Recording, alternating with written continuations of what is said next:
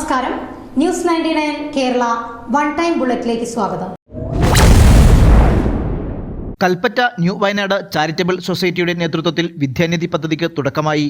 പഠനോപകരണങ്ങളുടെ വിതരണം, വിവിധ യോഗ്യതാ പരീക്ഷകളിൽ ജേതാക്കളായ പ്രതിഭകളെ ആദരിക്കൽ, മിടുക്കരായ വിദ്യാർത്ഥികൾക്ക് സ്കോളർഷിപ്പ് നൽകൽ, വിജയോത്സവം തുടങ്ങിയ പരിപാടികളാണ് സൊസൈറ്റി ആദ്യഘട്ടത്തിൽ നടപ്പാക്കുന്നത്. 4 സ്കൂളുകളിലെ 252 കുട്ടികൾക്ക് പഠന കിറ്റുകൾ വിതരണം ചെയ്തു. വിജയോത്സവം പദ്ധതിയുടെ ഭാഗമായി SSLC, ഹയർ സെക്കൻഡറി പൊതുപരീക്ഷകളിൽ മുഴുവൻ വിഷയങ്ങൾക്കും A+ വാങ്ങിയ ജേതാക്കളെ ആദരിച്ചു.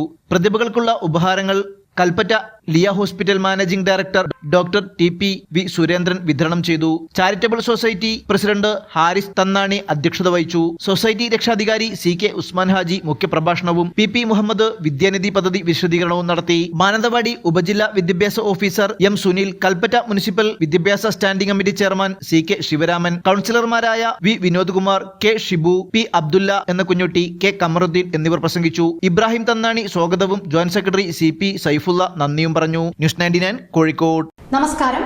ന്യൂസ് 99 കേരള വൺ ടൈം ബുള്ളറ്റിലേക്ക് സ്വാഗതം.